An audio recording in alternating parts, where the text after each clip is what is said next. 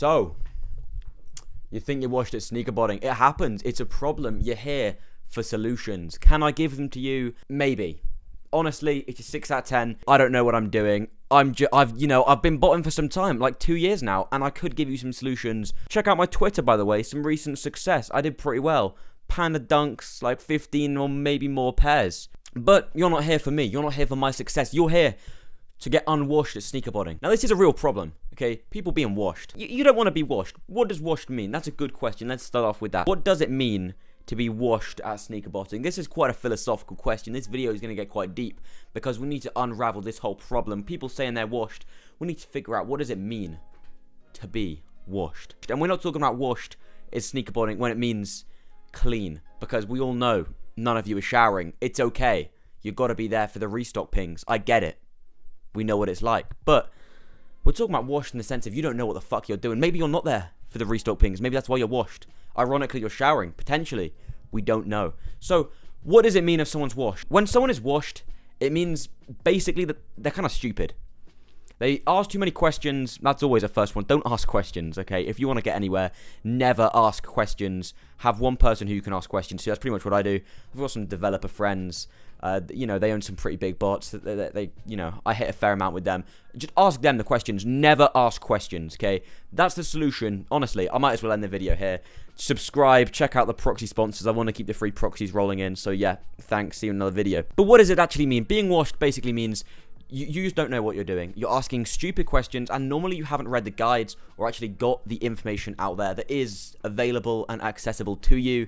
The first step, really, to not being washed is do your research, read the guides. If you're not doing that, then honestly, I don't even think I can save you. And to be honest, if you clicked on this video in the first place, you're already failing. Step 1. Okay, I'm going to break this down into like 3, maybe 4 steps. Depends what I'm feeling like to when I edit this, what I want to split it down into. Number 1, investing in your setup. Now, not everyone's rich, and that's probably the first problem. You need to spend some money if you want to hit. Like, I don't know how else I can say this, what better way I have to say this, but if you spend money on a setup, it's almost directly proportional in the pairs you'll get back, okay? If you have an $100 setup, you know, you buy $100 worth of proxies, you rent a $100 bot, overall it costs $100, you'll hit 2, 3 pairs, depending on the site. But if you spend maybe $2,000, you will hit a lot more because you'll have more bots, you'll have better proxies probably, you'll have more resources available, and also you'll probably have more capital available to you in the drop. And just because you've committed more in, normally means you actually hit more because you're just trying more. You know, you've put more in, and normally it is a return that happens. You buy the better proxies. When you invest, you will just naturally get more out of it. Let's face it, you're not going to hit with your $1 packet stream unless you're me on 𝙎𝙋𝙊𝙉, okay? Yeah, it's true. 𝙎𝙉𝙊𝙉 packet proxies, wow, wouldn't expect it. But on foot sites, on a big drop, on Yeezy supply, don't expect to be hitting clips if you're not running some high quality ISPs. All I can really say is put money into the drop because it will have a direct return. It's a simple mechanism, you know, it's a graph, it's directly proportional. Money spent on the drop, money earned from the drop, you know what I mean? Like shoes bought.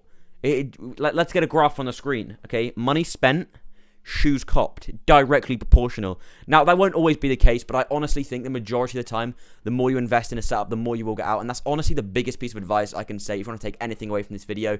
If you don't want to be washed, spend your money. This includes from everything from servers to bots to proxies to even information. Reason number 2 why you are washed. You're running the wrong bots. Brother, it's 2021, nearly 2022. You know, maybe Cyber 5.0 isn't what it is. That's all I'm going to say. Zonos Labs, it's in the bin. Polaris, you tell me. Polaris, what? I mean, I don't know. What is happening? 1.0 is meant to be released. I don't know. I don't know what's happening, Polaris. Yeezy Lab, come on, man. What happened with the lawsuit? I don't know. I want to know, you know. Yeah, so this is like a burst moment, honestly. I bought it for 600, but it's in the bin. I actually spent more on my renewal because I was that petty. I didn't want to let my key expire. I could have bought one off the market for free. Do you know what I mean? So we don't talk about that. You all should buy Burst. It's a really good bot, I promise.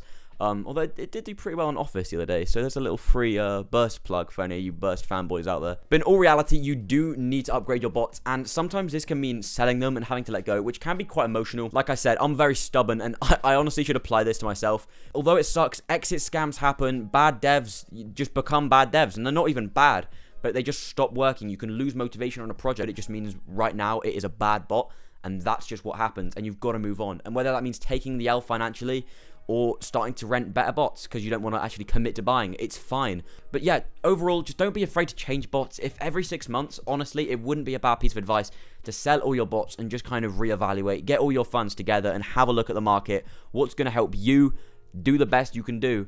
And you really do need the best resources, but they're always changing. This is the problem. You don't want to jump on a hype train. You kind of need to find a good dev, find what's doing best at the moment, but also consistently over some time. If you're in the EU, I'd recommend Flare, Thunder, or currently Mirage, although we do need to see long-term success. They haven't been out for long. I've been cooking with them, so honestly, that says enough in my opinion. And if you're US or kind of global, you want to be looking at Ganesh, Kodai, and honestly, I don't really know any other US bots, let's face it. They're all kind of in the bin right now. Comment below. I don't know.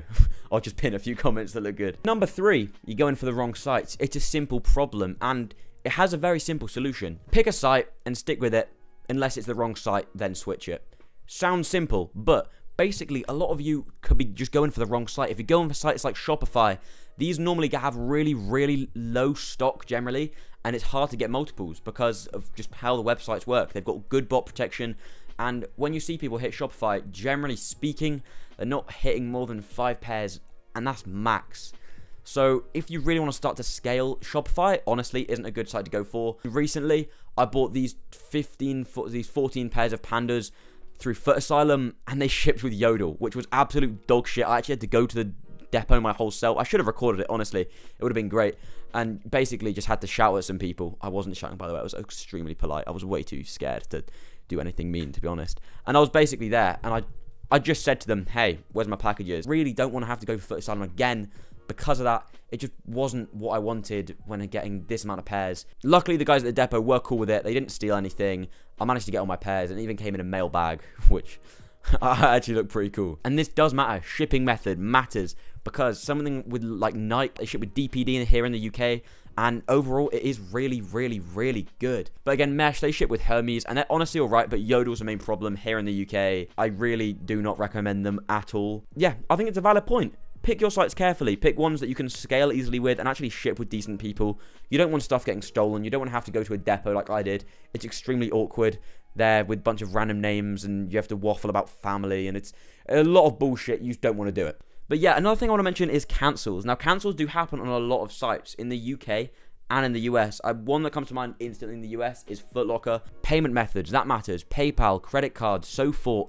Stuff like that. That's for Kith EU. For example, on Kith EU, so forth checkout's a lot easier to get and to actually check out with, but it's not actually available in the UK. It's only available in countries like Germany and kind of mainland Europe, which is really, really frustrating because it means they can kind of cook, whereas it's a lot harder for us to hit pairs. And Kith EU can be a really good cook, but I don't go for it literally due to that reason, because I'm just not able to hit as many. Again, what times the sites drop at. So I go to school, I'm on a bus every morning. Normally, if there's a sneakers drop or any normal drop, I remote desktop from my phone onto my computer, but sometimes it literally, it just breaks. And I know for sites like Kith EU and just like general restocks throughout the day, I can't go for them because I'm in class. Although I can have a Mac with me sometimes, teachers aren't cool with it. And there's no way I can finesse them and be like, I'm earning more than you selling these shitty shoes. They don't give a fuck. Number 4, scaling. It needs to be scalable. You can hit one pair consistently over and over again. And even if you can't do that, like, come on, man. Like, you know, join a cook group. Do you know what I mean? Scaling's a real issue. And you need to be going for a site. Again, I'm very anti-Shopify. You're going to notice that throughout the video. I'm really anti-Shopify because it's really hard to scale up from that. And maybe start with Shopify, but do not stick to that. This could be one of the reasons why you're washed. See, it's starting to play into the title now. You didn't get clickbaited, although I think it was quite a good title. I still don't know how I'm going to title it, but come on, guys. Like, I thought that was kind of good. But yeah, to truly scale, you really want to reinvest your profits from every drop. Don't go buying those Tesla Model 3s or whatever you're doing. I don't know what you do with your money. Don't start wearing all your shoes. Just reinvest the money into your setup. Don't just spend the money. And if you know, let's say you hit big, don't go out and keep the Travis Scott shoe. Don't go and spend the money on a ridiculously expensive car. Don't finance that car. Try and reinvest it all within the business. Just simply, you will hit more. This could be one of the reasons why I washed. I have no idea, to be perfectly honest with you. I believe in running a slightly different setup every time. So every drop, if I hit big, I'll try to keep the same setup. But if I'm doing terribly, I'll try and change my setup every time, because it's just not going to work if I keep it the same every time. So whether that's from changing my address, changing my phone number, changing proxies, DCs, resis, anything like that, the amount of tasks I run, the bot, try and change it every time, because it just feels better to do, and you'll feel better about yourself, and you'll learn a little bit every time, and it will actually contribute in the long run to you hitting more. Now, the last one is limiting factors, and this is quite an interesting one, because I like to think of it, we did this in biology, A-level biology student, I know. We learned about limiting factors, and I think this is a really good thing to apply within business in general, but specifically within sneaker botting. I like to think of it as you've got to think of what is stopping you from hitting 10 times or 2 times the amount of pairs you're hitting right now. And when you can kind of write this down, okay, I like to get a little list going. I like to write down exactly what is stopping me and the ways I can get past this. So let's say you don't have enough money, you don't have enough capital. You want to think of ways you can get more money, get a job, start doing more things in sneaker reselling, or maybe sneaker reselling isn't for you, or maybe you just need more time. And then time, let's say for me, I'm in school, right? So ways that I can get past that. Well, I bought myself a Mac, so for lunch and break restocks and kind of general drops, I can go for them. On the bus, I can remote desktop, so I can free up time then. It's really actually interesting to start finding out what is stopping you from getting more pairs. And this could be you're simply not old enough to get like Revolut Business, get more credit cards, stuff like that. You can't manage the logistics. This is one thing I found really, really hard. Yodel. But sometimes you don't know what's stopping you. And the knowledge can be a limiting factor. You just don't know why you're not hitting more. I think that is a real concern that you can have. Join a better cook group, but remember, never ask questions, because that is a sign of weakness. But yeah, that's the video. I hope you enjoyed. It was a bit of a different style video today. I'm just kind of sitting back, talking, we're chilling. This is a group discussion now. This is like, what's it called, an intervention. We're having a conversation between me and the subscriber here. I hope you guys did enjoy. If you did, like the video, comment down below, and I'll see you guys in another video. Goodbye.